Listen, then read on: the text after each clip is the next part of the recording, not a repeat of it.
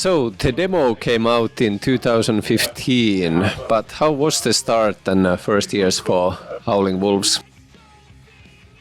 Wow, that shit is like 8 years ago now.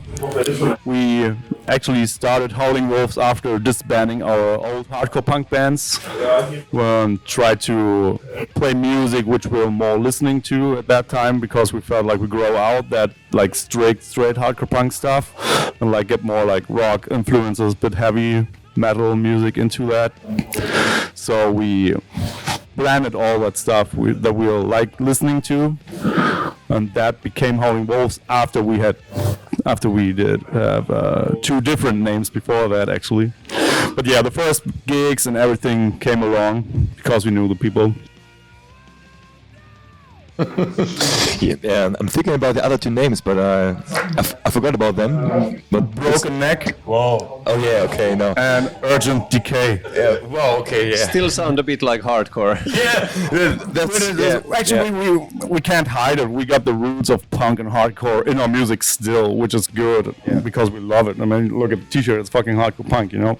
But it's good to have no boundaries for the music you're playing. So just feel free to play what you like. Yeah, especially the hardcore punk spirit, you know, like, do DIY stuff, take care of your body, take care of your mind, choose right friends, and be active in some political way, you know, like, not more like, not like some kind of metal band, like, we just play music because we like to play music, because, we still have, I think, our hardcore punk ideals in our heart and our souls. So yes. So musically, how was that change from hardcore to what I understand is Sabbath punk?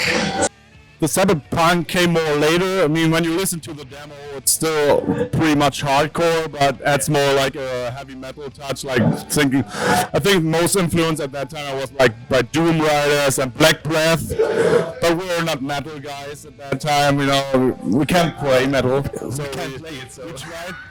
So we still try actually to do our best attempts at rock music and heavy metal, and turns out okay, we like the we can't play that good, but we still try to and get as near as possible to that, and that's pretty hardcore punk to me. And that was actually Sabbath punk.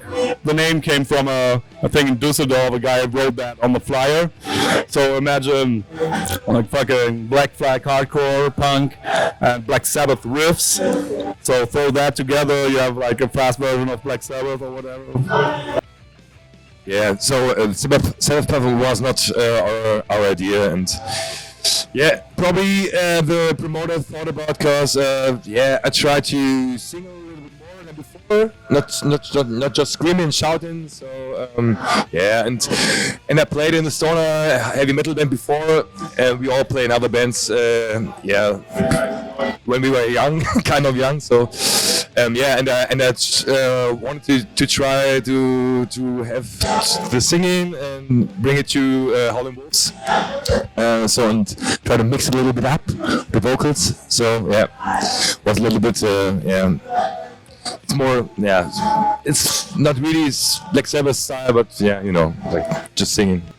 I mean, like, I think it's more about the riffs, or the idea to have like the heavy metal context mixed up with some hardcore punk stuff. Like a lot of bands did that, like doing like that crossover thing, and we're not limited to just that. So we do the blend of the stuff we like, so all the good heavy shit, all the hard rocking shit together, which we throw together and then convert it in the way we can play it best, and that's it actually.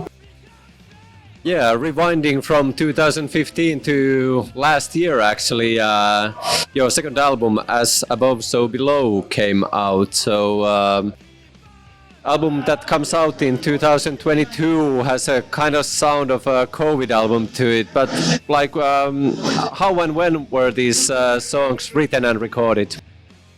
Yeah, I think we got like 3 or 4 songs written before all the pandemic COVID shit happened.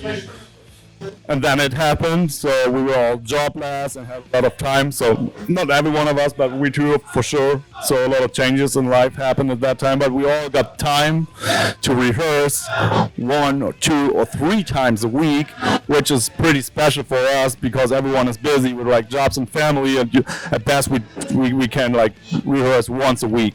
At that time everything was whole around 2 or 3 times a week. We planned to record actually anyhow, but then we had time to write new songs and focus on it. So it was a good coincidence, as you could say, because we already planned to record an album in those days, but COVID gave us the opportunity to rehearse continuously. So it's not a real COVID album, but yeah, kind of. So, but we had the time and we used it. You know, that was the best thing. When COVID didn't happen, maybe the album would have come out 22 as well. I mean, it was done actually like beginning January 21, right? February 21, the recording and mixing were done, and then we were looking for a label and blah blah blah, and thinking about how to put it out and whatever. And then the whole process of manufacturing it and get it out and all this stuff, took way longer. Like the whole business was fucked during the pandemic. All the bands have a big, small, medium ones, whatever. So that's why it came out 2022 then. Yeah, to kind of get the feel of that album, would you like to give like a backstory of one of those 10 songs? You have an idea? The only stories maybe were like lyric-wise, because there's no stories in the practice rooms. It's pretty boring actually to write music in practice rooms and recording in one studio. So I would say so actually. And this process, cause I was very proud of ourselves, cause we really managed to communicate pretty good and respectfully to each other during the whole writing process. And we, how I put it, we weren't able to do it in this particular way before. Like we really took time. And how do you feel about that? How do you feel about that? I can feel you kind of upset. Let's talk about. Yeah, it sounds like really hippie shit, but we did it. So and I think, in my opinion, processing. Yeah, and that's why for me it's a pretty good album altogether, from music and lyrics. And if we talk about the lyrics, it's like I think it's not nothing really special, but it's about it's like always like most of his lyrics deal with himself. Most I would say that. Not limited in focus, but like based on experiences, and you can make a story about that. In terms of, actually, it's about life, suffering, pain, and making the best out of it. I take my pain and show it to everybody else, so everybody else can show me his or her pain. So we're all together. Music is fucking therapy, So. Yeah, you are playing tonight at the new home of Drugstore. In your point of view, how has the underground scene of Berlin bounced back after COVID? Still good, still cooking. There's a lot of changes in venues, like fucking Zukunft has to go, but they also got a new place right now. I mean, it's like the same story for Berlin, or I think everywhere where you get the gentrification going, that a lot of venues suffer and have to dislocate and whatever. But I mean, like an underground scene will always be there, despite if there's like venues or not. When the fucking capitalists like cheer shit down, the underground will cheer up something new. And that's the way it always has been. So, and in Berlin, you always got new life coming. A lot of people come and go, like from everywhere, and they always bring good, new, fresh spirit to it.